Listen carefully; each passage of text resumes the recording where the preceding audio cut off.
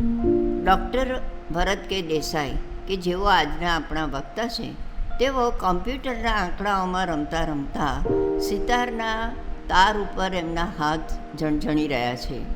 તેમની શૈક્ષણિક ઉપલબ્ધિઓ છે BA electronics, PG in quality management USA, DPA sitar, BPA master in performing arts in Indian classical music, PhD in fulfillment of desired features of sitar, in utility of live concerts of contemporary music and analytical study. એમના લેખિત પુસ્તકો છે computer hardware, ભરતાર વિશિષ્ટ ભાવિ સિતાર, સૌંદર્યશાસ્ત્ર સંગીતના પરિબળમાં, સૌંદર્યશાસ્ત્ર સંગીતના સંદર્ભમાં. વ્યાવસાયિક રૂપે તેઓ કાર્યરત છે. કંપની કે જે 27 વર્ષથી આઈટી ઉદ્યોગમાં છે તેમના ડિરેક્ટર છે. હોમ થિયેટર, ઓડિટોરિયમ અને થિયેટર બનાવતી કંપનીમાં તેઓ સલાહકાર છે. અન્ય વિશેષતાઓમાં એમણે માય મ્યુઝિક ક્લબની સ્થાપના કરી છે, ભરતાર નામનું નવું મ્યુઝિકલ ઇન્સ્ટ્રુમેન્ટ શોધ્યું છે અને 2019માં instrumental music album folks on the string રજૂ કર્યું છે. આભાર વિષ્ણુભાઈ આપનો, કોકિલાબેન અને સર્વે ટ્રસ્ટીઓનો. આ મારું બીજું વક્તવ્ય છે GSF ખાતે, એટલે આ વખતે વધુ ઔપચારિકતામાં હું પડતો નથી, કારણ કે આજનો જે વિષય છે એ ખૂબ જ ઊંડાણભરી ચર્ચા માંગી લે એવો છે અને થોડું લાંબુ સમય લેશે એવું લાગી રહ્યું છે, એટલે હું તરત જ મારા વક્તવ્ય પર જવા માંગુ છું. Thank you. હવે આજનો જે વિષય છે આપણો કળા, કળાકાર અને કારીગર. સામાન્ય રીતે આપણે અળ શબ્દ નથી બોલતા, લ બોલીએ છીએ. કલા, કલાકાર અને કારીગર. લ પણ બોલી શકાય છે, અળ પણ બોલી શકાય છે. હિન્દીમાં અને સંસ્કૃતમાં લ વાપરીએ છીએ, ગુજરાતીમાં આપણે અળ બોલીએ છીએ, પણ બંને આપણા માટે એક્સેપ્ટેબલ છે. હવે એ વાત, આજનો વિષય શરૂ કરતા પહેલા બે નાની વાત કહેવા માંગુ છું. પહેલી વાત, આજે 4 જુલાઈ એટલે અમેરિકાનો ઇન્ડિપેન્ડન્સ ડે છે. તો જે લોકો અમેરિકાથી આ સભામાં હાજર છે એ બધાને હેપી ઇન્ડિપેન્ડન્સ ડે. અને અમેરિકાની આજે જ્યારે વાત નીકળી છે ત્યારે એક વાત કહું કે અમેરિકામાં 100, 200, 500 મૂવી દર વર્ષે બને છે અને ઇન્ડિયામાં પણ દર વર્ષે 100, 200, 500 મૂવી બને છે. છતાં પણ જો ઓસ્કારની વાત કરીએ ને આપણે, તો ઓસ્કાર વધુ અમેરિકન ફિલ્મોને મળે છે. હવે તમે એમ કહેશો કે જોનારો વ્યૂ વર્ગ એ લોકોનો વધારે છે, તો ઇન્ડિયાની પોતાની વસ્તી 130 કરોડ છે, જ્યારે અમેરિકાની સપોઝ કે 30 કરોડ છે, એટલે આપણી પાસે પોતાના વ્યુઅર પણ વધારે છે. તો કોઈએ મને કીધું કે અમેરિકા પાસે બનાવવા માટેની ટેકનોલોજી, કોમ્પ્યુટર વધારે છે. ના, આજની તારીખમાં technical background India is a soft પાવરમાં બહુ આગળ છે, એટલે એ પણ કારણ નથી.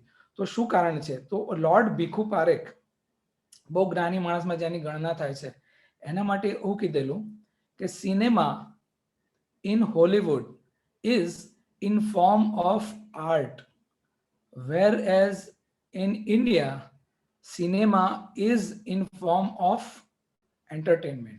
એટલે આની પરથી ઘણું બધું તમે આજના જે મારો ટાઇટલ છે એની પર થોડી ઘણી લાઇટ એક આ વાક્યમાં મળી જશે. બીજી એક વાત કરું, નાની વાત છે. હું જ્યારે એન્જિનિયર થઈને બહાર પડ્યો, 93ની આગળ વાત કરું છું, ત્યારે આપણે ઘણા મોટા મોટા માણસોને આપણે ફોલો કરતા હોય, મળતા હોય, તો એ મોટા માણસોને પૂછતો હતો કે આપ શું કરો છો? તો ઘણા બધા મોટી મોટી પ્રભાવશાળી વ્યક્તિઓ જવાબ એક આપતા હતા કે હું શેરનું કામ કરું છું. એમ આમાંના એક જણે તો મને એવું પણ કીધું કે તારે કોમ્પ્યુટર મેન્યુફેક્ચરિંગ કરવું હોય તો મને કહેજે, આપણે કંપની લગાવીશું. તો મને એ ખબર નહીં પડી કે શેર એટલે લોકો વટથી કહેતા હતા કે હું શેર માર્કેટનું કામ કરું છું, અને મને ખબર નહીં પડે કે કોમ્પ્યુટર બનાવવામાં એ લોકોનું શું કામ છે કે ઘણા બધો, એ બધું મને અસમંજસમાં હતો. આજે down the line of 30 years might be સંજોગો વશાત હું થોડું કલાનું જાણતો થયો, અને આજે ઘણા લોકોને મળું છું, જે લોકોને હું પૂછું કે આપ શું કરો છો, તો એ લોકો મને કહે છે કે હું આર્ટિસ્ટ છું. તો મને ખબર નથી પડતી કે આર્ટિસ્ટ ને વગેરે શું છે. અને આર્ટ અને એની આગળ પાછળ ઘૂમરાતા ઘણા શબ્દો જે હોય એ છે આર્ટિસ્ટ, આર્ટિસન, પછી છે કોમર્શિયલ આર્ટિસ્ટ, કોઈ કહેશે internal artist, external artist, amateur artist, કોઈ મને કહે છે કે ફાઇન આર્ટિસ્ટ, અને મારે થોડું ઓફિસમાં થોડું ઇન્ટિરિયરનું કામ કરાવવાનું હતું. તો એક એજન્સીને મેં કહેલું કોઈ હોય તો કહેજે. તો એ ભાઈએ મને વોટ્સઅપ નાખ્યો કે when I can meet you. તો મેં એને કીધું કે who are you, because I did not have his number. મેં કીધું હુ આર યુ. તો એને મને લખ્યું I am FIND, find artist. એટલે કે મને થયું કે આ આર્ટિસ્ટને હવે શોધવાનો સમય આવી ગયો છે. તો એવી જ્યારે અસમંજસ અને ઘણા બધા મર્મ અલગ અલગ બધા ફેલાય છે કે કોણ આર્ટિસ્ટ છે, કોણ નથી, કારીગર કોણ, આર્ટિસ્ટ કોણ. તો એના માટે કદાચ આજનો વિષય ખૂબ જ અગત્યનો અને બહુ રસપ્રદ થઈ રહેશે એવું માનું છું.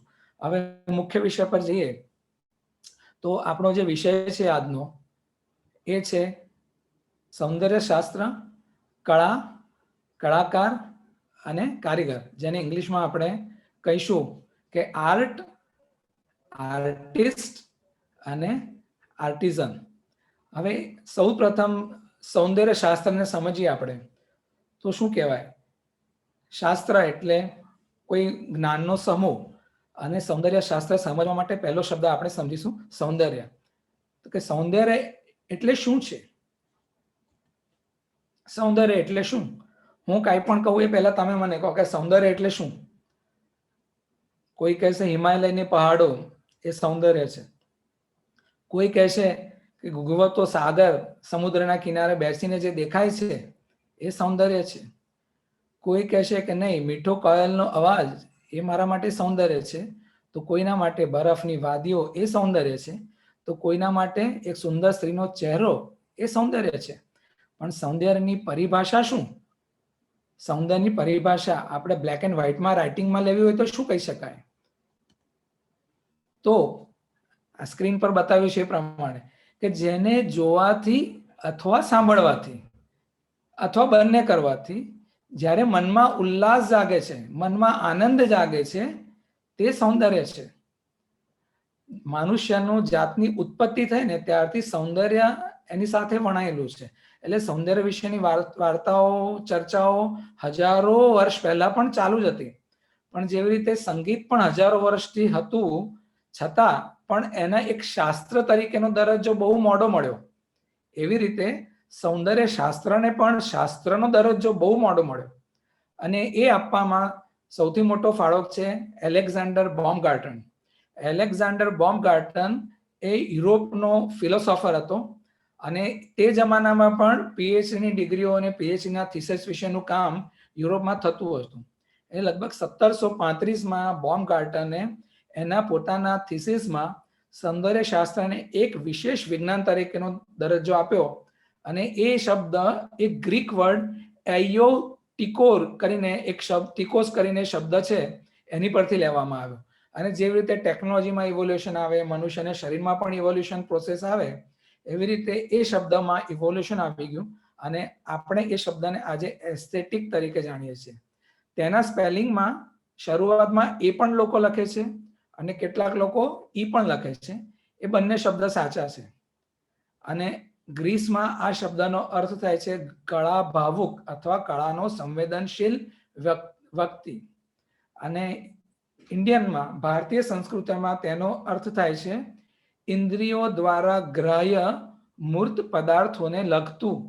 હવે થોડું સમજવામાં અઘરું છે, થોડું એને સરળ કરીને સમજાવું તો ઇન્દ્રિયો એટલે આપણી જે સેન્સીસ છે, 5 ઇન્દ્રિયો, 5 ઇન્દ્રિયો જે આપણને ભગવાને આપી છે, તેના દ્વારા જે આપણે સેન્સ કરી શકીએ છીએ. મૂર્ત, મૂર્ત એટલે જેને આપણે અડી શકીએ છીએ, ટચ કરી શકીએ છીએ, અનુભવી શકીએ છીએ. અમૂર્ત નહીં, એટલે કે જે નથી દેખાતું એવું નહીં, એટલે કાલ્પનિક વસ્તુઓ નહીં, ભાવનાત્મક વસ્તુઓ નહીં, પણ જેને આપણે ઇન્દ્રિયો દ્વારા આપણે એને ગ્રાહ્ય કરી શકીએ છીએ, સેન્સ કરી શકીએ છીએ, તેને લગતું જે શાસ્ત્ર છે તેને સૌંદર્ય શાસ્ત્ર કહેવામાં આવે છે. હવે સૌંદર્ય શાસ્ત્રનું આમ જોવાય તો ભલે બોમ્ગાર્ટને શરૂઆત કરી 17મા સદીમાં, પણ જેવી રીતે સંગીતની સૌથી પહેલો ગ્રંથ એ ભરતનાટ્ય શાસ્ત્ર છે, એવી રીતે સૌંદર્ય શાસ્ત્રનો જૂનામાં જૂનો ગ્રંથ છે વેદ. હવે તમને થશે વેદમાંથી કેવી રીતે? વેદનું થોડું ઘણું અધ્યયન કર્યા પછી હું એક કન્ક્લુઝન પર પહોંચ્યો છું કે વેદમાંથી બેઝિકલી 4 ધારાઓ, 4 સ્ટ્રીમ નીકળે છે. પહેલી છે અધ્યાત્મ વિદ્યા, જેના માટે ભારત ખૂબ જાણીતું છે, અધ્યાત્મ વિદ્યા. બીજી છે દર્શન અને તત્વજ્ઞાન. હવે દર્શન શબ્દનો મિનિંગ શું છે? દર્શન જ્ઞાન it self is a philosophy. એને તત્વજ્ઞાન, દર્શન જ્ઞાન, એને જ આપણે ઇંગ્લિશમાં ફિલોસોફી કહીએ છીએ. ત્રીજું છે કર્મકાંડ અને ચોથી છે ગુહ્ય વિદ્યા અર્થાત વિભૂતિ વિજ્ઞાન. અને આપણે જે આ 4 ધારાઓ નીકળી એમાંની જે 2 નંબરની ધારા છે તત્વજ્ઞાન, એમાંથી એક ધારા એ જ આપણી સૌંદર્ય શાસ્ત્રની ધારા. તો એવું કહી શકાય કે સૌંદર્ય શાસ્ત્રનું ઓરિજિન ફિલોસોફીમાં છે અને ફિલોસોફીનું ઓરિજિન વેદમાં છે. અને સદનસીબે આ તત્વજ્ઞાન આજની તારીખમાં તમે જો એક ખાલી નેટ પર સર્ચ કરો કે સૌંદર્યનું માર્કેટ કેટલું મોટું છે, ખૂબ મોટું છે. એટલે આજે સૌંદર્ય શાસ્ત્ર જે એક નાની બ્રાન્ચ હતું એ પોતે જ એક મોટું શાસ્ત્ર બની ગયું છે. અને સૌંદર્ય શાસ્ત્ર એ ખરેખર આજની તારીખમાં બહુ મોટું અને જેની પાછળ આખી દુનિયા ઘેલી છે એવું એક શાસ્ત્ર છે. હવે સૌંદર્ય શાસ્ત્રમાં શું આવે, એમાં શેનો સમાવેશ થાય? તો સૌંદર્ય શાસ્ત્રમાં ફક્ત કળા આનંદ આપે છે એ પૂરતો નથી. આ શાસ્ત્રની અંદર કળાનો આનંદ, કળાને કેવી રીતે પામવી, તેનું પ્રેઝન્ટેશન, અભિવ્યક્તિ કેવી રીતે કરવી, એનું એનાલિસિસ એટલે કે મૂલ્યાંકન પરીક્ષણ કેવી રીતે કરવું વગેરેની રિલેટેડ વસ્તુઓનો સમાવેશ કરવામાં આવે છે. હવે આપણને થશે કે સૌંદર્ય જોવાથી શું થાય? તો મેં જેમ તમને પહેલા કીધું કે કોઈના માટે હિમાલયની પહાડો એ સૌંદર્ય છે, કોઈના માટે સાગર એ સૌંદર્ય છે. તો એનો ગુણ શું છે? કોઈ એમ કહે છે કે મને હિમાલયને જોઈને એને તોડી નાખવાની ઈચ્છા થાય છે. કોઈ એવું કહે છે કે સાગરને મને ડબ્બામાં પૂરી દેવાની ઈચ્છા થાય છે. કે કોઈ એમ કહે છે કે મને આ માધુરી દીક્ષિતનો ફોટો જોઈને બહુ ગુસ્સો ચડે છે. કોઈ એવું નહીં કહે. જેવી રીતે મરચાને ખાવાથી તીખું લાગે, કડવી વસ્તુ ખાવાથી કડવું લાગે, એવી રીતે સૌંદર્યનો જ્યારે તમે અનુભવ કરો છો ત્યારે તમને સુખની પ્રાપ્તિ થાય છે. યુ ફીલ હેપીનેસ, તમને સુખ થાય છે. એટલે સૌંદર્યનો ગુણ સુખ છે. હવે જેવી રીતે મેં કહ્યું કે કોઈના માટે દરિયો એના માટે પસંદગી છે, સાગરને જોઈને એના માટે ખૂબ આનંદ થાય છે. તો હવે તમે જો તો કોઈ એવું કહેશે કે મને આફ્રિકાનો ગ્રીન સી બહુ ગમે, કોઈ એમ કહેશે કે મને થાઈલેન્ડનો બ્લુ સી બહુ ગમે. એટલે દરેકને પોતપોતાની રુચિ પ્રમાણે એ સૌંદર્ય ગમતું હોય છે. એટલે મનુષ્ય પોતાની રુચિ એટલે કે ટેસ્ટ પ્રમાણે સૌંદર્યને જુએ છે અને એની સુખાનુભૂતિ કરે છે. અને તમે જોશો કે હંમેશા સૌંદર્યને જોવાથી જે સુખાનુભૂતિ થાય છે એ સકારાત્મક એટલે કે પોઝિટિવ હોય છે. કોઈ એવું નથી કહેતું કે મને સૌંદર્ય જોવાથી ડિપ્રેશન થઈ ગયું, હું આજે બહુ નારાજ થઈ ગયું, એમ કોઈ કહેતું નથી. અને મનુષ્યની આસપાસમાં આવા તો કંઈક કેટલાય પ્રાકૃતિક સૌંદર્ય પડેલા છે જેને એ નિયમિત રીતે જુએ છે અને ઉપભોગ કરે છે. પણ થાય છે શું કે આ જે પ્રકૃતિ, સપોઝ તમે દરિયા કિનારે બેઠા છો તો તમને જે સીન અત્યારે દરિયાનો ગમ્યો છે એ થોડા સમય પછી એ સીન રહેવાનો નથી. કાં તો સુરત આવશે જશે, અંધારું થઈ જશે, કાં ભરતી ઓટ આવશે. એટલે એ સૌંદર્ય બીજા દિવસે સેમ ક્યારેય રહેતું નથી. એટલે એમ કહીએ કે પ્રકૃતિ પર આપણો કોઈ કંટ્રોલ નથી. પ્રકૃતિ તો નિરંકુશ અને મનમોજી છે, પણ આપણે મનુષ્ય બહુ ગ્રીડી છીએ. આપણે શું કરીએ છીએ? આપણને આ સૌંદર્ય ક્ષણિક છે એ ગમતું નથી. આ જે પ્રાકૃતિક સૌંદર્ય છે એ ક્ષણિક છે અને આપણા કંટ્રોલમાં પણ નથી. એટલે મનુષ્ય એવું ઈચ્છે છે કે પોતાને જે ગમી ગયેલ સૌંદર્ય મંડિત છટા છે એને હંમેશા પોતાની પાસે રહેવું જોઈએ. સપોઝ કે તમને તમારા મધરનો, ફાધરનો કોઈનું પિક્ચર ગમે છે, કોઈ હિરોઈનનું પિક્ચર ગમે છે, તો તમે શું કરશો? પિક્ચરને તમે તમારી પાસે મૂકી રાખવાનો પ્રયત્ન કરશો. તાજમહલ બહુ ગમે, તમે શું કરશો? એની કલાકૃતિ નાની લાવીને તમારા ઘરે મૂકી રાખશો. તો આપણે શું કરીએ છીએ કે જે પ્રભુએ સર્જેલું જે કુદરતી સૌંદર્ય છે એનું કલા દ્વારા પુનઃ નિર્માણ કરીએ છીએ અને એના દ્વારા જે અલગ કલાકૃતિનું નિર્માણ થાય છે એને આપણે સર્જિત સૌંદર્ય કહીએ છીએ. એટલે સૌંદર્યના 2 પ્રકાર છે, પ્રાકૃતિક સૌંદર્ય અને મેનમેડ એટલે કે સર્જિત સૌંદર્ય. એટલે એમ કહી શકાય કે માનવી લલિત કળાના સ્વરૂપમાં પ્રાકૃતિક સૌંદર્યની પૂજા અર્ચના કરે છે અને પ્રાકૃતિક સૌંદર્યની પૂજા અર્ચના કરીને જે સૌંદર્ય સર્જિત નિર્મિત કરે છે એની જે શક્તિ છે એ કળા છે. એટલે સૌંદર્ય નિષ્પન્ન કરવાની જે શક્તિ છે એને આપણે કળા કહીશું. તો તો આજનો જે આપણો વિષય છે એનો પહેલો જે શબ્દ છે કળા, એની નજીક આપણે પહોંચી ગયા. હવે આ કળાની આપણે ભારતીય પરિભાષા શું છે? What is the concept of કલા ઇન ઇન્ડિયન કન્ટેક્સ્ટ? તો કળા શબ્દ છે ને એ સંસ્કૃત ધાતુ કલ પરથી આવેલો છે અને એનો અર્થ થાય છે કળવું, પામવું કે જાણવું. અને સંસ્કૃતમાં એની વ્યુત્પત્તિ આપણે જોઈએ તો કલ્પતિ, કલતે, કલ્યતે અથવા તો જ્ઞાનતે વા ઇતિ કલા એમ કહેવાય. હવે કળા શબ્દના બે અક્ષરો આપણે છૂટા પાડીએ ને તો કળા ઇઝ ઇક્વલ ટુ ક પ્લસ લા. હિન્દીમાં અને ગુજરાતીમાં બેઉમાં ક એટલે આનંદ અને લા એટલે લતી. યાની કે જો આનંદ દેતા હૈ વહ કલા હૈ.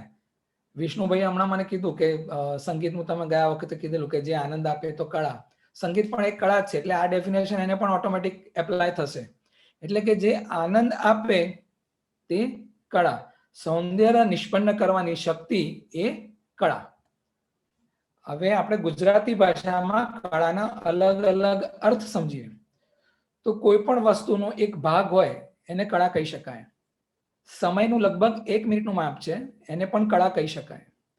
ચંદ્રની 15 તિથિઓમાંની એક તિથિ, ચંદ્ર દર 15 દિવસે વધે અને પછી ધીમે ધીમે ઘટે, તો એનો જે વધેલો અથવા ઘટેલો ભાગ એક દિવસનો જે છે ને એને પણ કળા કહેવાય. એટલે કે ચંદ્રની કળા કહેવાય છે. ગણિત શાસ્ત્રની દ્રષ્ટિએ વર્તુળના જે 360 ડિગ્રી હોય એમાંનો એક જે ભાગ છે, 60મો ભાગ, સોરી, એને પણ કળા કહેવામાં આવે છે. આપણા ગુજરાતી સાહિત્યમાં જે છંદ હોય છે ને એ છંદની જે એક માત્રા હોય છે એને પણ કળા કહેવાય છે. અને લલિત કળા જે 64 પૈકીની એક કળા છે એને પણ કળા કહેવાય છે. એટલે લલિત વિદ્યાની કોઈ પણ એક કળા. પછી આપણી મોન્સૂનની સિઝન ચાલે છે તો એમાં જે મોર પોતાના પીછા ખોલીને જે કળા કરે છે, પીછા ખોલીને જે ડાન્સ કરે છે એને પણ કળા કહેવાય, મયુર કળા. કસબ, આર્ટ, હુન્નર, હિકમત, યુક્તિ, કોઈ પણ સૌંદર્યયુક્ત રચના અથવા આકૃતિ, સુંદર આકર્ષક નિર્માણ, આ બધી વસ્તુઓના અર્થ એટલે કળા. એટલે કળાના ઘણા બધા અર્થ આના સિવાય પણ થતા હશે એવું માનું છું. કલ્યતે ઇતિ કલા એટલે કે જે જાણી શકાય તે કળા છે. કળા એ ગુહ્ય વિદ્યા નથી, જેવી તમે વેદના પેલા 4 ધારાઓ બતાવી. એટલે આમાં એ ગુહ્ય વિદ્યા એવી નથી કે કોઈને ન આવડે કે ગુપ્ત છે, એવું કઈ નથી. હંમેશા જાણી શકાય છે, તે કળા છે. અને આપણી ભારતીય પરંપરામાં તો એનો મિનિંગ થાય છે, તમે જ્ઞાનકોશ જોશો તો કે એનો મિનિંગ થાય છે જ્ઞાન પ્રાપ્ત કરવાનું સાધન. અને અંગ્રેજીમાં તો કળા માટે શબ્દ શું વપરાય છે આપ સૌને જાણ છે જ. કદાચ આર્ટ શબ્દ તમે વધુ જાણો છો, કળા આજે જાણ્યો હોય એવું પણ બને. પણ એક વસ્તુ અહીંયા નોટ કરો કે અંગ્રેજીમાં કળા માટે આર્ટ નથી વપરાતો શબ્દ. એના માટે arts, ARTS, faculty of fine arts, not art. Arts બહુવચનમાં જ શબ્દ યોજાય છે અને એનો મતલબ પણ શિક્ષણ મેળવવું કે જ્ઞાન મેળવવું એવો થાય છે. કળા શબ્દનું મિનિંગ સમજાવતા ઘણા તમારા પુસ્તકો પ્રસિદ્ધ થયા છે અલગ અલગ સમયાંતરે.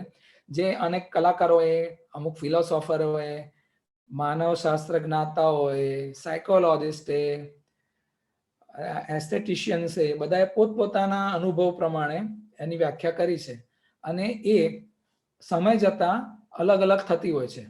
હવે આની વ્યાખ્યા અલગ અલગ કેમ થાય છે એનું કારણ તમને બતાવું કે કળા છે ને, જે વસ્તુ કલાકૃતિ મને ગમી છે એ કલાકૃતિ બને કે તમને ન ગમે, અથવા તમને જે ગમી છે જરૂર નથી કે બધાને ગમે.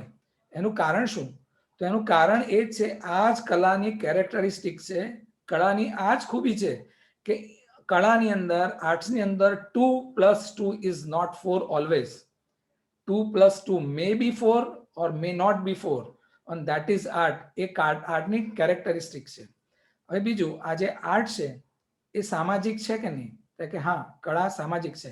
કારણ કે કળાનો જે ઉપભોક્તા કોણ? આપણે મનુષ્યો. તો આપણે સામાજિક પ્રાણી છે, એટલા માટે કળા પણ સામાજિક છે.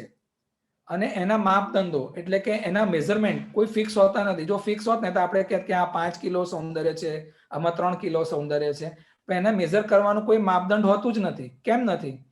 કારણ કે એ સામાજિક છે. તમે જુઓ કે ઇન્ડિયામાં લગ્ન હોય કોઈ છોકરીનું, તો વધુ જેને કે તો એ જે શણગાર કરશે, એના જે શૃંગારિક અલંકારો હશે, એની જે વેશભૂષા હશે, એમાં જે કળા છે એ, અને વેસ્ટમાં સપોઝ કે વેસ્ટર્ન કન્ટ્રીમાં કોઈનું લગ્ન હશે છોકરીનું, તો એ જે તૈયાર થતી હશે એની વેશભૂષામાં બહુ આસમાન જમીનનો ફરક હશે.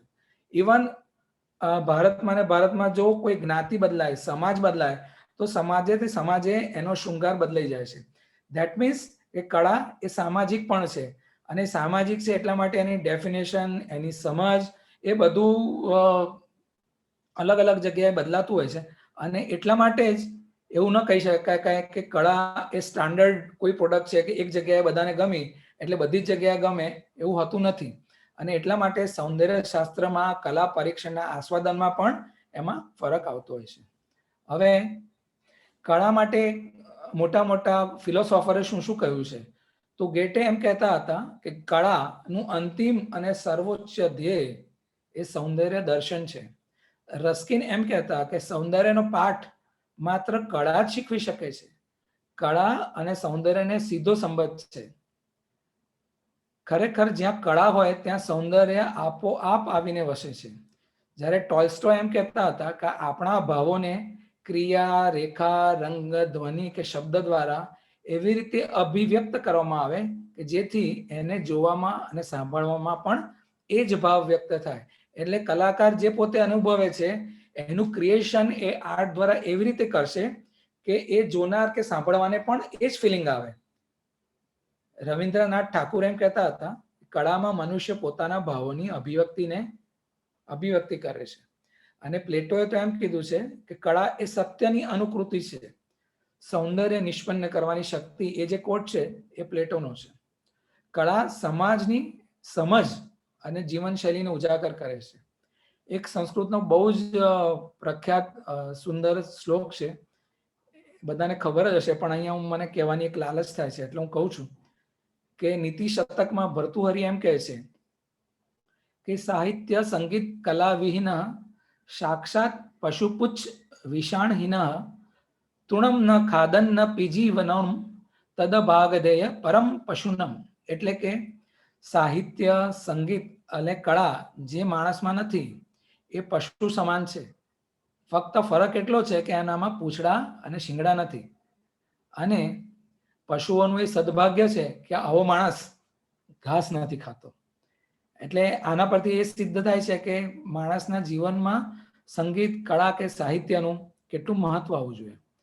હવે આપણે બીજું એક ટોપિક લઈએ કે કળાનો ઇતિહાસ શું છે.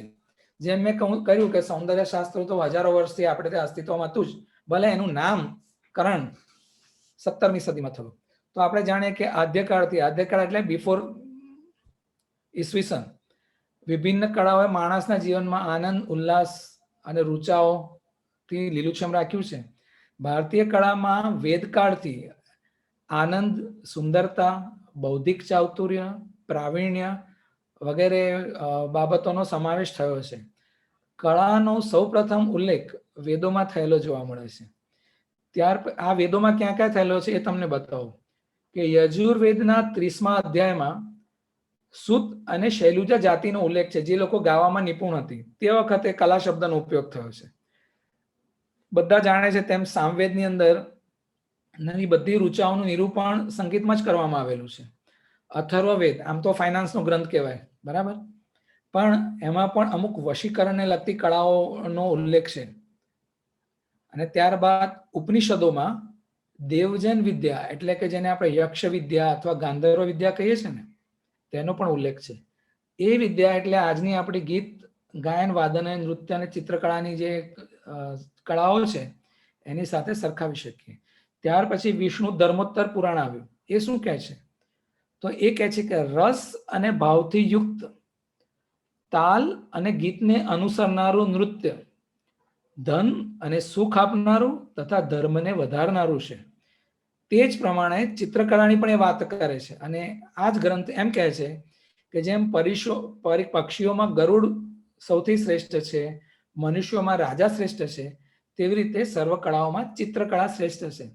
દેટ મીન્સ કે એ બધા ધર્મોત્તર પુરાણ ને આ બધા આપણા પુરાણા ગ્રંથોમાં પણ કળા શબ્દનો ઉલ્લેખ તો હતો જ. ત્યાર પછી આપણે આગળ આવીએ તો ભાગવત પુરાણ આવે. ભાગવત પુરાણમાં તમે જુઓ, કૃષ્ણ અને બલરામના 2 ભાઈઓને 64 દિવસમાં 64 કળાઓ શીખ્યાનો ઉલ્લેખ છે. હવે જે વ્યક્તિ 64 દિવસમાં 64 કળા શીખે એને આપણે કલાકાર તો કહેવો જ રહ્યો. તમે જુઓ, કૃષ્ણ આમ તો કલાકાર કહી શકાય એવી વ્યક્તિ હતા જ. એ સુંદર મુરલી વગાડતા હતા, સારો એવો રાસ રચાવતા હતા, એટલે ડાન્સર પણ હતા, વાદ્યકાર પણ હતા, ગાતા પણ હતા, સારું એવું પોલિટિક્સ પર કરતા હતા, યુદ્ધ શાસ્ત્રમાં પણ નિપુણ હતા. એટલે અને શૃંગારમાં તો એ બહુ જ નિપુણ હતા. આપણે પણ હજી આપણા મંદિરોમાં જો એમને સારામાં સારો શૃંગાર કરીએ છીએ, એ બતાવે છે કે એ શૃંગાર કલામાં પણ નિપુણ હશે. ત્યાર પછી આપણા બૌદ્ધ અને જૈન ધર્મના ગ્રંથોમાં પણ કળા શબ્દનો ઉપયોગ થયો છે. ત્યારબાદ જ્યારથી લેખન પદ્ધતિ અસ્તિત્વમાં આવી સુવ્યવસ્થિત રીતે, તો ત્યારથી લલિત વિસ્તારમાં બુદ્ધે ઘણી કળા શીખી છે એમ કહેવામાં આવે છે. બુદ્ધ અને તેના પછીનો જે સમય આવે ને, બધાનું આપણી પાસે આકલન થયેલું છે. પછી ઉત્તરાધ્યયનમાં મહાવીરે 72 કળાઓની કેળવણી લીધું એનું વર્ણન છે. એટલે કદાચ એ જમાનામાં જે કળાને જાણે એને કળાકાર પણ કહેવાતું હશે, ઋષિ પણ કહેવાતા હશે, સાયન્ટિસ્ટ પણ કહેવાતા હશે. ત્યારબાદ મહાભારતમાં તમે જુઓ કે જ્યારે રામ વનવાસમાં જાય છે તો ભરત ખૂબ ઉદાસ થઈ જાય છે. તો એને પ્રસન્ન કરવા એના મિત્રો ગાયન, વાદન અને નૃત્ય અને નાટક, જે આજની તારીખમાં આપણે જેને પાર્ટી કહીએ છીએ, એ પાર્ટીનું આયોજન કરે છે. અથવા એ જ સમયે રાવણના મહેલમાં ગાવામાં અને નૃત્યમાં કુશળ નૃત્યાંગનાઓ હતી, વાદ્યનું જાણકાર હતા.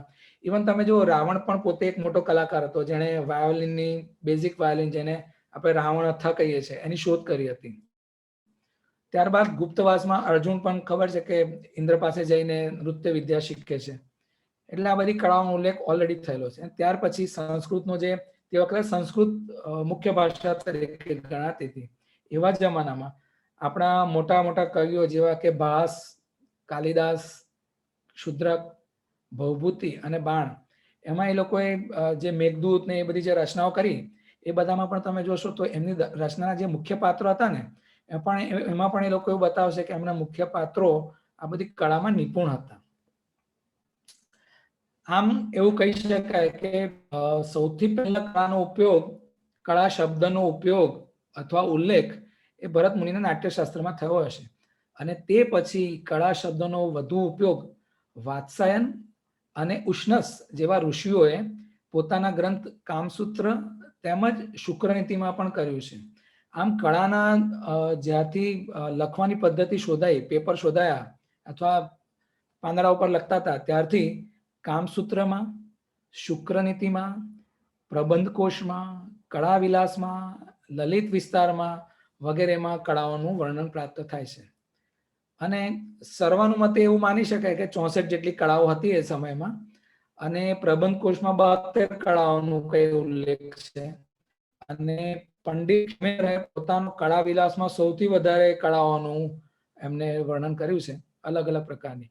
પણ જો આપણે એમ જોવા જઈએ કે સૌથી વધારે પ્રામાણિક એટલે કે ઓથેન્ટિક એ જો કોઈ લિસ્ટ કોઈ બનાવ્યું હોય તો એ વાત્સાયને એમના કામસૂત્રમાં આપવામાં આવ્યું છે. અને એ કઈ કળાઓ કઈ છે એ જસ્ટ શોર્ટ બ્રીફિંગ તમને કરું. તમારા સ્ક્રીન પર જે દેખાય છે એ 64 પ્રકારની કળાઓ એને એ જમાનામાં લખેલી હતી. આમાંની ઘણી બધી કળાઓ આજની તારીખમાં પણ એટલી જ એપ્લિકેબલ છે. જે મેં ગોલ્ડન કલરથી બતાવેલી છે ને, ગાયન, વાદન, નૃત્ય, નાટ્ય, શૃંગાર, વેશ પરિવર્તન, એ બધી વ્યાયામ છે. છેલ્લું જુઓ તો વ્યાયામને પણ એ જમાનામાં ઇવન 24 નંબર જો રસોઈ એટલે ખાવાનું બનાવવું, પાકકળા, ચોરી, વાસ્તુકળા, ભવિષ્ય કથન, પામેસ્ટ્રી, એ બધી વસ્તુને પણ કળાઓમાં સમાવેશ કરવામાં આવતો હતો. હવે આ બધી કળાઓ છે ને એ તે સમયની છે જ્યારે ટેકનોલોજીએ માણસના જીવનમાં પ્રવેશ નહોતો કર્યો. આજના જીવનમાં જુઓ આપણે તો આપણું જે જીવન છે ને એ ટેકનોલોજીથી બહુ જ પ્રભાવિત છે. બહુ બધી અસર આપણા જીવનમાં આવી ગઈ છે. અત્યારે આપણે જે મીટિંગ કરીએ છીએ, જો આપણે બહુ વર્ષો પહેલા કરી હોત તો આપણે રૂબરૂ બેઠા હોત. આજે રૂબરૂ નથી, આપણે બધા ઓનલાઈન બેઠા છીએ. તો ઓનલાઈન બેસવા માટે પણ કોઈ કળા જોઈએ કે નહીં? તો મેં વિચાર્યું કે આજના જમાનામાં એવું કઈ કળાઓ છે એવી કઈ નિપુણતાઓ છે જેને આજે આપણે કળામાં લિસ્ટિંગ કરી શકીએ? તો આજના સમયમાં જો આપણે કળાઓનું લિસ્ટ બનાવીએ ને તો નીચેની કળાઓનો આપણે ઉમેરો કરીએ. કઈ? તો કે વિમાન ઉડાડવાની કળા જ છે વિમાન ઉડાડવી. એ પણ દ્વિચક્રી કે બહુચક્રી એટલે કે 2 વ્હીલર 4 વ્હીલર. ઘણા લોકો જે લોકો વ્હીકલ નથી ચલાવતા એમને પૂછે એમને એવું લાગે કે વ્હીકલ ચલાવીએ તો કળા જ છે.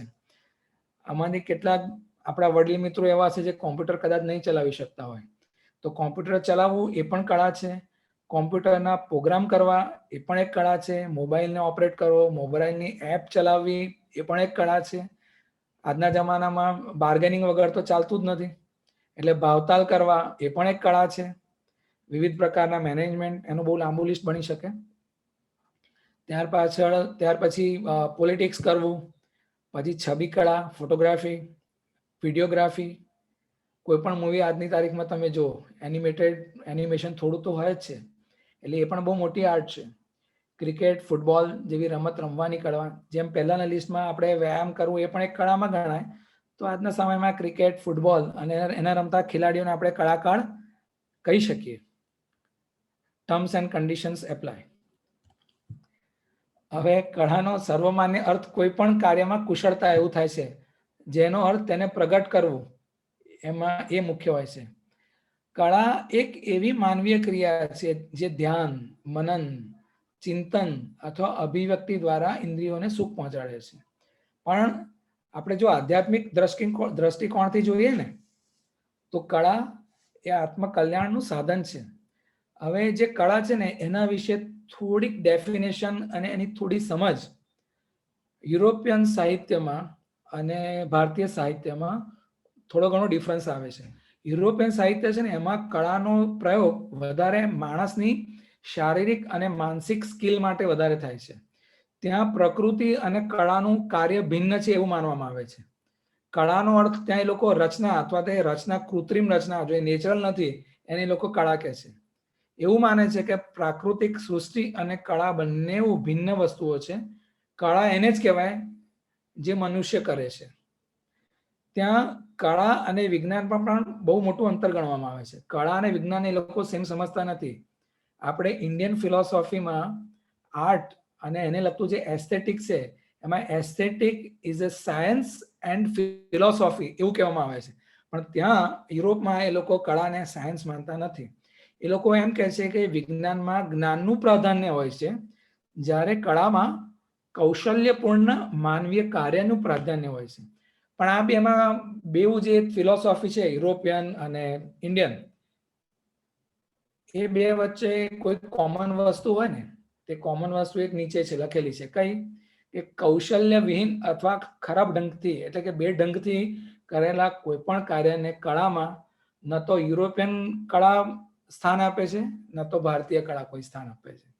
એટલે કળામાં ક્વોલિટી હોવી એ આવશ્યક પરિમાણ છે. હવે કળાનું મૂલ્ય. હવે કળા એટલે આર્ટ અને મૂલ્ય એટલે, જ્યારે આપણે આ જ્ઞાન સભામાં બેઠા હોય જીએસએફમાં તો એક વસ્તુ સમજી લો કે there is a difference between મૂલ્ય અને કિંમત. મૂલ્ય એટલે વેલ્યુ અને કિંમત એટલે પ્રાઇસ. એટલે કલાનું આપણે વેલ્યુ કરીએ છીએ, મૂલ્ય કરે છે, એની કિંમત નથી આંકતા. કળાની કોઈ દિવસ કિંમત આંકી ન શકાય. કળા એ સાહિત્ય હોય, સંગીત હોય, સ્થાપત્ય હોય કે ચિત્રકલા હોય, તેનું પ્રયોજન ફક્ત આનંદ આપવાનું જ હોય છે. સકલ પ્રયોજન મૌલિભૂતમ. એનો મિનિંગ શું છે? એનો મિનિંગ છે કે આ જે આનંદ છે એ વ્યવહારના આનંદ કરતા જુદો હોય છે. સપોઝ કોઈ વ્યક્તિને ત્યાં પુત્રની પ્રાપ્તિ થાય તો ડેફિનેટલી એને ત્યાં આનંદ થશે, પણ એ જે આનંદ છે ને એ આનંદને ભૌતિક આનંદ કહેવાશે. જ્યારે તમે કોઈ કળાથી કળાકૃતિનું નિર્માણ કરો, ચિત્રનું કે સંગીતનું કાંઈ પણ કોઈ પણ કલાકૃતિનું નિર્માણ કરો, એનાથી તમને જે આનંદ મળે છે એ આનંદ પેલા આનંદ કરતા સાવ જુદો છે. અને આવા પ્રકારના આનંદમાં ભૌતિક ઉપપત્તિઓ, કોઈ કેલ્ક્યુલેશન, કોઈ રીઝન, કોઈ સબ્જેક્ટ ઓબ્જેક્ટ કશું હોતું નથી. ત્યાં ભૌતિક ઉપપત્તિઓ, ગણતરીઓ, નિષ્કારણ અને નિરુદ્દેશ આનંદ હોય છે. અને આવો જે આનંદ છે ને એવા આનંદને સૌંદર્ય અનુભૂતિ કહેવામાં આવે છે. સૌંદર્યાનુભૂતિ. અને ઇંગ્લિશમાં આ સૌંદર્યાનુભૂતિને એસ્થેટિક પ્લેઝર કહેવામાં આવે છે. એટલે જે તમારો પેલો પ્લેઝર છે એ પ્લેઝર અને aesthetic pleasure is totally different. આ જે એસ્થેટિક પ્લેઝર છે તેને બ્રહ્માનંદ સહોદરાનંદ એમ કહેવામાં આવે છે, જ્યાં માણસને પોતાના જે શાસ્ત્રોનું, સમજનું, જાણકારીનું જ્ઞાન છે એ બધું પીગળી જાય છે, વિગલિત થઈ જાય છે અને એકાએક એના આનંદ અને આનંદ ચિત્તમાં વ્યાપી જાય છે. એને આપણે કળા કહીએ છીએ. આ આનંદ માણસને દિશાંગુલ ઉચ્ચ કરી રહે છે, ચેતો વિસ્તારનું કારણ બની રહે છે. અને આ જે આનંદ છે ઇટ ઇઝ અતુલનીય, અનકમ્પેરેબલ છે. તો કળાનું આ મૂલ્ય છે. ભારતીય વિદ્વાનો કળા, આપણે જે આ બધી કળાઓ ગણાય છે એને ભોગવિલાસનું સાધન નથી માનતા, પણ પરમાનંદમાં લીન થવાનું સાધન માંગે છે. જેમ કહ્યું કે ભારતીય વિદ્વાનો અને યુરોપિયન વિદ્વાનો બેવનું મંતવ્ય કળાને લઈને અલગ અલગ છે. આપણે ભારતીય સંસ્કૃતિની વાત કરીએ છીએ એટલે કળાની ઉપાસનાને જ સત્યમ શિવમ સુંદરમની ઉપાસના કહે છે. અને એમ પણ કહે છે આપણી સંસ્કૃતિમાં કે કળામાં અપૂર્ણ ને પૂર્ણ, ઇનકમ્પ્લીટ ને કમ્પ્લીટ, અસુંદર ને સુંદર અને અમંગલને મંગલ બનાવવાની શક્તિ રહેલી છે. છંદ ઉપનિષદમાં બ્રહ્માએ જેટલી વસ્તુનું નિર્માણ કર્યું, દાખલા તરીકે સૂર્ય, મંત્ર, આકાશ એ વગેરેનું જે નિર્માણ કરવાનું આવ્યું એ બ્રહ્મા દ્વારા નિર્માણ થયું. એટલે એ બધી વસ્તુઓને બ્રહ્માની કળા કહેવામાં આવે છે. મનુષ્યએ શું કર્યું? તો મનુષ્યએ આનંદની પ્રાપ્તિ અને આત્માની અભિવ્યક્તિની ભાવનાથી જેનું સર્જન કર્યું એને પણ કળા કહેવામાં આવી. તો કળાનું મૂલ્ય અને કળાની વ્યાખ્યા અહીંયા આપણે સમજી. હવે આ અત્યાર લગીની જે સમજ આપી ને આપણે, એ સમજ આમ ટેકનિકલી જોવા જઈએ ને તો બહુ ભારે ભરખમ થઈ ગઈ હોય કદાચ એવું લાગે સાહિત્યની દ્રષ્ટિએ. એટલે થોડું લાઇટ મોડમાં કહીએ કે રાજ કપૂર કળા વિશે શું કહેતો હતો. તો રાજ કપૂર, આ સ્ક્રીન પર તમને બતાવું છું, રાજ કપૂર શું કહેતો હતો. રાજ કપૂર એમ કહેતા હતા કે જ્યારે માણસ પોતાના હાથ પગનો ઉપયોગ કરીને જે કામ કરે છે ને એને મજૂરી કહેવામાં આવે છે. જ્યારે એ કામમાં એની મગજની શક્તિઓનો ઉપયોગ કરે છે ને ત્યારે એને કારીગરી કહેવામાં આવે છે. અને જ્યારે તેમાં હૃદયના ભાવોનો સંયોગ થાય છે, જ્યારે હૃદયના ભાવોનો સંયોગ થાય છે ત્યારે એ કાર્ય કળા બનીને ખીલી ઉઠે છે. એટલે બીજા શબ્દોમાં કહીએ ત્યારે કે જ્યારે મનુષ્ય પોતાના શારીરિક સુખ અને માનસિક શાંતિથી પ્રભાવિત થઈને જ્યારે માણસ કળાનું ક્રિએશન કરતો હોય ને ત્યારે એનું મેન્ટલ લેવલ અને ફિઝિકલ લેવલ એ both things are very important. એની બે શક્તિઓ પર જ એની કળાનું નિર્માણ થતું હોય છે કે એ શું અનુભવે છે અને એની ફિઝિકલ સ્ટ્રેન્થ શું છે. તો શારીરિક સુખ અને માનસિક શાંતિથી પ્રભાવિત થઈને જે ભાવોને પ્રગટ કરે છે ત્યારે આ કરવાની જે ભાવના અને પ્રયત્ન છે ને એ કળાની ઉત્પત્તિનો સોર્સ ઓફ ક્રિએશન અને કળાની ઉત્પત્તિનું કારણ એટલે કે રીઝન ઓફ પ્રોડક્શન, ક્રિએશન એ બને છે. હવે આ જે શ્લોક અને આ જે ભાવાર્થ કીધો ને એ પણ છંદો ઉપનિષદમાં કીધો છે અને એ 3/13 અધ્યાયમાં આની ડિટેલ આપેલી છે, કોઈને જો રિફર કરવી હોય તો. ભારતીય ચિંતન શાસ્ત્રમાં કુલ 64 કળાઓ માનવામાં આવેલી, જે મેં ઉપર લિસ્ટિંગમાં બતાવી એ પ્રમાણે, જેમાં રાંધવું, પાકશાસ્ત્ર, ચોરી વગેરે પણ સામેલ છે. પણ હવે આપણે કળામાંથી એક વિશિષ્ટ એનો જે વર્ગ છે લલિત કળાઓ એમાં તરફ જઈએ તો આ બધી કળાઓને લલિત કળામાં ન ગણી શકાય. બે પ્રકારની કળા હોય, એક ઉપયોગી કલા અને લલિત કલા. તો ઉપયોગી કલા જે છે એમાં કૌશલ ઉપરાંત એની ઉપયોગિતા, યુટિલિટીને બહુ ધ્યાનમાં લેવામાં આવે છે કે એની ઉપયોગિતા શું છે. જ્યારે લલિત કલા, જેને આપણે ફાઇન આર્ટ્સ કહીએ છીએ, એમાં એવું કંઈ કરવામાં આવતું નથી. ફાઇન આર્ટ્સમાં ફક્ત આનંદની પ્રાપ્તિ એ જ એનો મેઇન ઓબ્જેક્ટિવ હોય છે. એટલે ઇન્દ્રિયોને જે સુખ પહોંચાડે ને એ કળા છે. હવે આ જે કળાની આપણે વાત કરી એમાં આગળ જઈએ તો આ બે કળા મેં તમને કીધી, એક લલિત કળા અને ઉપયોગી કળા. તો એ બેમાં શું તફાવત છે? તો ભગવાને આપણને ટોટલ કેટલી ઇન્દ્રિયો આપી છે? 5 ઇન્દ્રિયો આપી છે. કઈ કઈ? કાન, આંખ, નાક, જીભ અને ત્વચા. આ 5 ઇન્દ્રિયો આપેલી છે. જેને સંતુષ્ટ જે કરે છે એને આપણે કળા કહીએ છીએ. પણ આપણે જ્યારે લલિત કળાની વાત કરીએ ને, ત્યારે લલિત કળા એટલે કે fine arts is related only with 2 senses.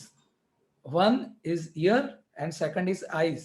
એટલે જે લલિત કળા, ફાઇન આર્ટ જે છે એ ફક્ત દ્રશ્ય કળા અને શ્રાવ્ય કળા બે સાથે જ સંકળાયેલું છે.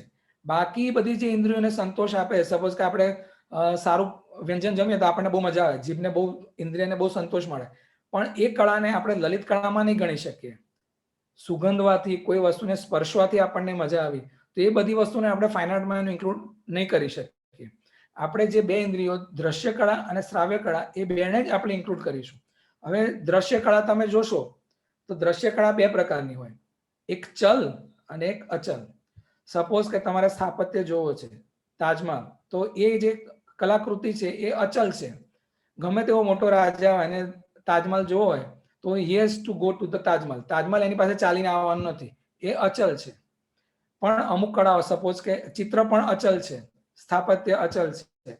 પણ જો પિક્ચર જોવું હોય, મૂવી જોવું હોય, નાટક જોવું હોય તો એ ચલ છે. એટલે દ્રશ્ય કળા ચલ પણ હોય અને અચલ પણ હોય, જેની તમારા દ્રષ્ટિ પર અસર થતી હોય, દ્રષ્ટિની ઇન્દ્રિયોને તૃપ્તિ થતી હોય. બીજી કળા છે કાનની, એટલે શ્રવણની કળા. હવે શ્રવણની કળા જુઓ ને, એ ક્યારેય અચલ ના હોય, એ ચલ જ હોય, નિરંતર એ વેરી થતી હોય. જો કોઈ અવાજ સ્ટેડી થઈ જાય, એમ કરીને કન્ટિન્યુઅસ વાગે, તો એ સંગીતમાં એનું સ્થાન ના આવે.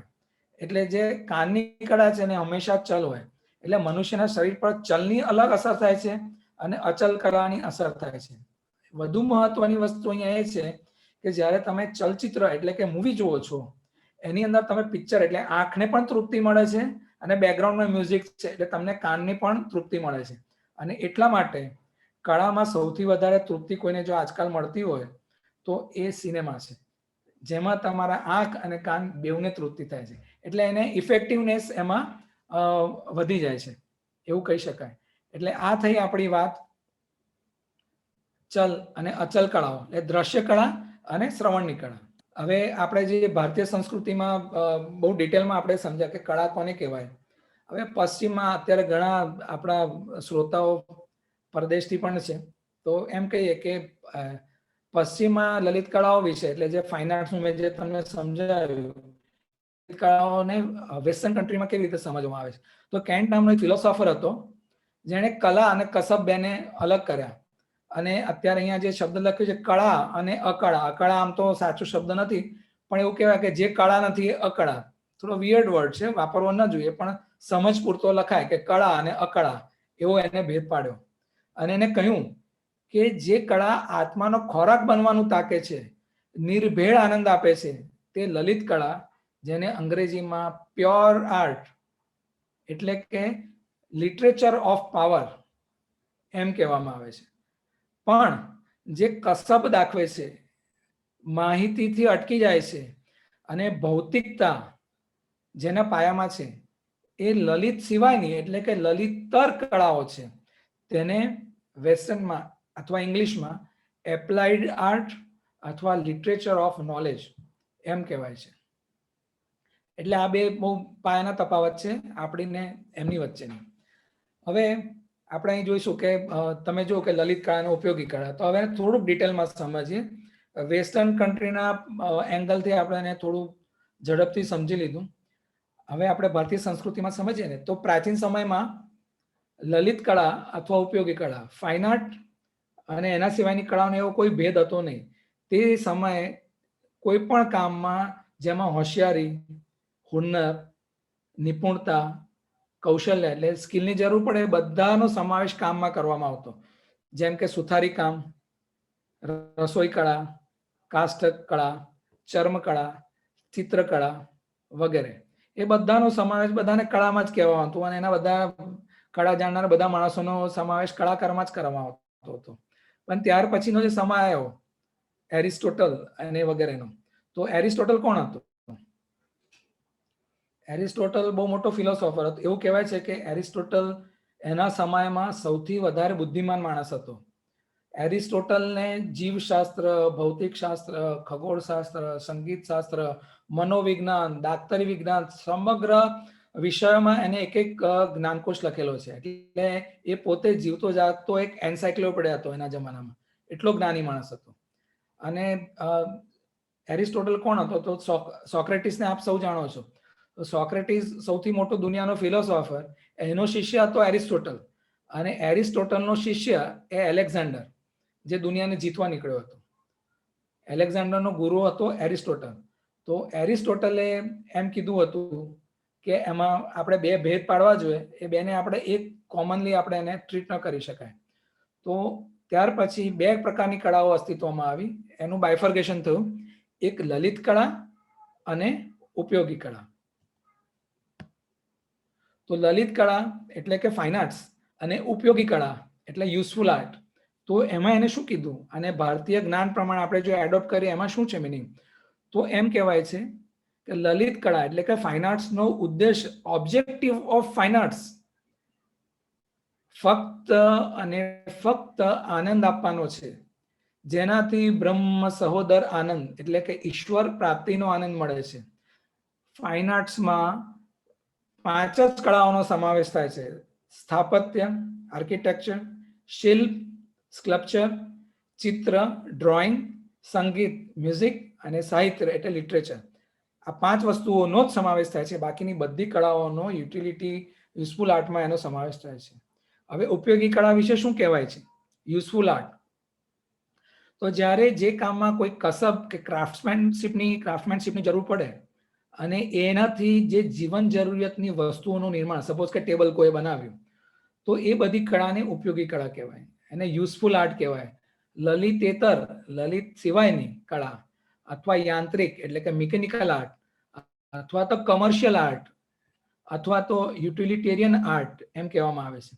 અને આ બધી કળાઓમાં લાઈક સુથારી કામ, ભરતકામ, સીવણકામ, લુહાર કામ, મોચી, કુંભાર, સોની, દરજી કામ વગેરેનો સમાવેશ થાય છે. દરજી જે સીવે છે ને, એ એની આજીવિકા રળવા માટે સીવે છે.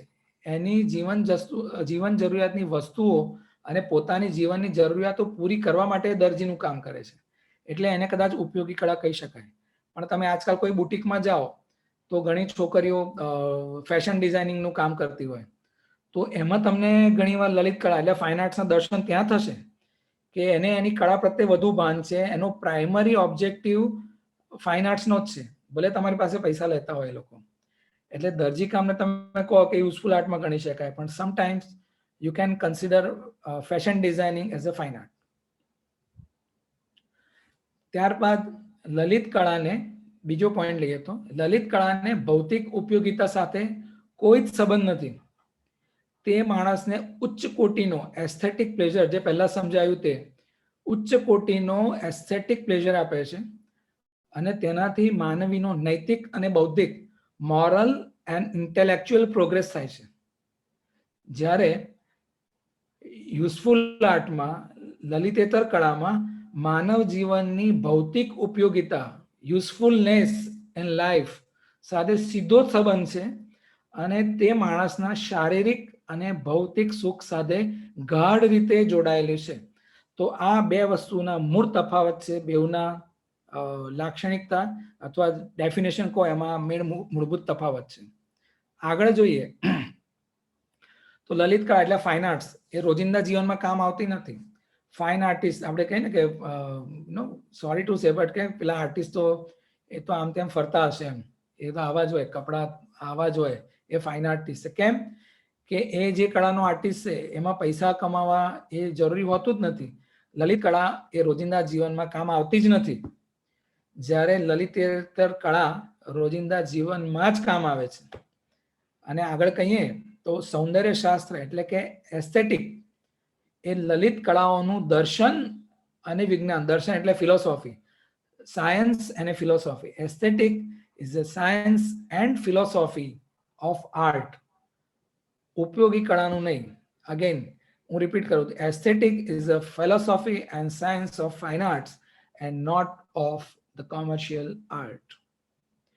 લલિત કળાઓનો પ્રધાન ઉદ્દેશ સૌંદર્ય નિર્માણ દ્વારા ભાવાત્મક આનંદ આપવાનો છે. અને લલિત કળાના આરાધક, આ શબ્દ ખાસ નોટ કરજો, લલિત કળાના આરાધક, કળાકાર એટલે કે આર્ટિસ્ટ તરીકે ઓળખાય છે. લલિત કળાના આરાધક, કળાકાર, આર્ટિસ્ટ તરીકે ઓળખાય છે. જ્યારે લલિતેતર કળાઓનો ઉદ્દેશ માણસની પ્રાથમિક જરૂરિયાતો, પ્રાઇમરી નીડ્સ ને સંતોષીને માનવ જીવનને સગવડતા ભર્યું બનાવવાનું છે, અને એટલે જ એને યુઝફુલ આર્ટ કહે છે.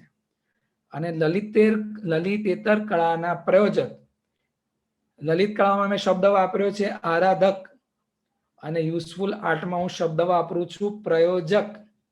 લલિતેતર કળાના પ્રયોજકને કસબી અથવા કારીગર એટલે કે આર્ટિઝન તરીકે ઓળખાય છે. તો આજનો જે ટોપિક હતો કે what is art, who is artist, who is artisan, I think ઘણું બધું ક્લિયર થઈ ગયું હશે. આપણે જોઈએ કે જે વ્યક્તિ કળાવિદ હોય એટલે કળાના જાણકાર હોય એનું સમાજમાં સારું એવું સ્થાન હોય છે. અને સામાન્ય રીતે સમાજમાં કળાનું શિક્ષણ, આર્ટની વાત કરું છું, learning and teaching of art બે દ્રષ્ટિથી ટીચર્સ કરતા હોય છે. મેથ્સ સાયન્સના ટીચિંગની વાત નથી કરતો અહીંયા, હું કળાના શિક્ષણની વાત કરું છું. તો એનું પ્રશિક્ષણ, ટીચિંગ બે એંગલથી લોકો કરતા હોય છે. એક એનું ઉપાસનાની દ્રષ્ટિથી અને બીજું તેના વ્યવસાયની દ્રષ્ટિથી. હવે આ બેમાં શું તફાવત છે? તો ઉપાસનાની દ્રષ્ટિથી શીખવાડે છે અને વ્યવસાયની દ્રષ્ટિથી શીખવાડે છે. એ બેઉ ટીચરમાં, એ બેઉ કલાગુરુઓમાં કૌશલ્યતા એટલે એ બેઉમાં સ્કિલ તો હોવી જરૂરી છે, ઇટ ઇઝ મસ્ટ. પરંતુ જે કલાકાર કળાનું ગ્રહણ ઉપાસનાની દ્રષ્ટિએ કરે છે, એટલે પૂજાની દ્રષ્ટિએ કરે છે, તેની પાસે કળા તેના વાસ્તવિક રૂપમાં, ઓરિજિન ફોર્મમાં રહે છે. તેમાં કોઈ વિકારની સંભાવના એટલે કે ડિસ્ટોર્શનની કોઈ સંભાવના રહેતી નથી. આવો કલાકાર પોતાની સ્કિલથી કળાનું જ્ઞાન પ્રાપ્ત કરીને તેનું પૂજન કરતો હોય છે. તેના કળાના સાધનને એટલે જે એનું વાજિંત્ર હોય અથવા પીછી હોય કે તબલા હોય કે સિતાર હોય, એના સાધનને એ દેવતા સમજતો હોય છે. તમે જુઓ કલાકારો એને પહેલા પગે લાગે પછી પ્રોગ્રામ ચાલુ કરે. આવા કલાકારો પોતાની કળાનું પ્રદર્શન ઈશ્વરીય ભાવ સાથે પોતાનું કર્તવ્ય સમજીને કરે છે. અને આના ઉદાહરણો આપણી સમક્ષ જ છે. નરસિંહ મહેતા, મીરાબાઈ કેટલા મોટા કલાકાર થઈ ગયા, પણ એ લોકો ક્યારેય વ્યવસાયની દ્રષ્ટિથી એમને કળાની સેવા નથી કરેલી.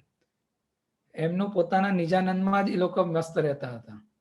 એટલે જે લોકો પોતાના નિજાનંદમાં મસ્ત રહે છે ને, એ લોકો જ્યારે કળાની ઉપાસના કરતા હોય ત્યારે ખરેખર એક યોગ રચાતો હોય છે. અને એ કલાકારોને તમે યોગી કહી શકો. અને જે પૈસા પ્રાપ્ત કરતા હોય છે એ લોકોને પણ એમ કરવાની છૂટ છે, પણ એને આપણે કલાકાર ન કહી શકાય, એને આપણે યોગી ન કહેતા કદાચ ભોગી કહી શકીએ. વ્યવસાયની દ્રષ્ટિએ કરેલા કળાના પ્રદર્શનમાં ક્યારેક વિકાર આવી જાય છે. ક્યારેક, નોટ ઓલવેઝ, ક્યારેક વિકાર આવી જાય છે. આવી વ્યક્તિમાં લોભ તથા સ્વાર્થ અસમિત પણ હોય છે. અને આવા હાથોમાં કળા સુરક્ષિત હોતી નથી. તેઓ કળાને ઉપાસનાનું નહીં પણ પૈસા કમાવાનું સાધન સમજે છે.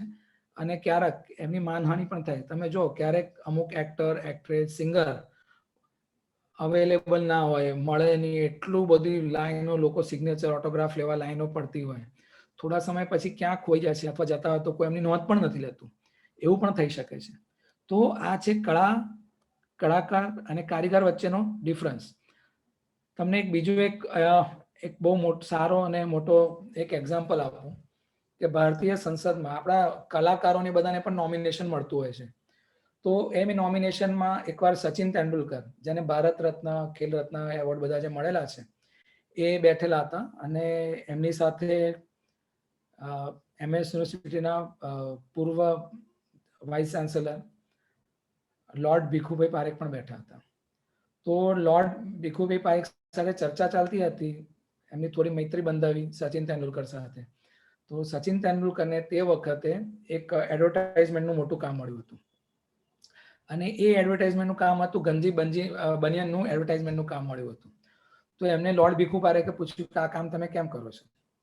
તો એમને કીધું કે એ લોકો મને પૈસા આપે છે એટલે હું કરું છું. તો લોર્ડ ભીખુ પારેખે એમને કહ્યું કે તમે ખેલ રત્ન એવોર્ડથી સન્માનિત છો, તમારી એક ગરિમા છે, તમારું એક સ્ટેટસ છે, અને વ્યાયામ અને રમત એને પણ એક કળા તરીકે જ જોવી જોઈએ. એટલે એને હાનિ ન પહોંચે એ જોવાની જવાબદારી તમારી છે. જે લોકો પૈસા માટે આ બધું નથી જોતા ને એ લોકોને એન્ટરટેનર કહેવાય. They are not artists, they are entertainer. There is difference between artist and entertainer. He explained him that you are artist, you are not the product, you are not supposed to be sold. અને સચિન તેંડુલકરે એ add પડતી મૂકી અને બીજા કોઈ કલાકારે adopt કરી. તો આની પરથી તમે સમજી શકો કે કલાકાર એ કેટલો ઊંચો શબ્દ, ગરિમાવાળો શબ્દ છે જેને આપણે આજે ભ્રષ્ટ કરી નાખ્યો છે અને વ્યવસાયિક દ્રષ્ટિએ અને બીજી બધી દ્રષ્ટિએ કરતા માણસો પણ એને કલાકાર છે. તો હવે કોમન સવાલ એવો આવશે હંમેશા તમને કે જે લોકો પૈસા લઈને કલાનું કામ કરે છે એને કલાકાર નહીં ગણવાના? જે મફત કામ કરે એને જ કલાકાર ગણવાના? તો અહીંયા એટલો ખુલાસો કરી દઉં કે કોઈ આની ડેફિનેશનને સમજવાની જરૂર છે કે જે લોકો પૈસા લઈને કામ કરે છે પણ પૈસા લેવા માટે ફક્ત પૈસા લેવા એ એમનો પ્રાઇમરી ઓબ્જેક્ટિવ નથી, એ એમનો સેકન્ડરી ઓબ્જેક્ટ છે. They will not compromise with their art, they will not compromise with their ethics. એ કલાકાર છે. પણ જે ફક્ત પૈસા માટે, એટલે પેલો કે બધું જ કરી નાખે, પોતાની એથિક્સ નહીં હોય કે પોતાના કોઈ ગુણધર્મો નહીં હોય, એની કળાના કોઈ નિયમો નહીં હોય, એના માટે જે કામ કરે છે એને તો કલાકારની સંજ્ઞામાં કદાચ હું નહીં મૂકી શકું. કોઈને કદાચ આનાથી ડિફર થતા હોય તો હું માફી માંગુ છું. અને આઈ હોપ કે આજનો જે સબ્જેક્ટ છે કળા, કલાકાર અને કારીગર એટલે કે આર્ટ, આર્ટિસ્ટ અને આર્ટિસન, એના વિશે હું જેટલું સમજાવી શક્યો છું એટલું પૂરતું છે એવું મને લાગે છે. આ સાથે હું મારું વક્તવ્ય સમાપ્ત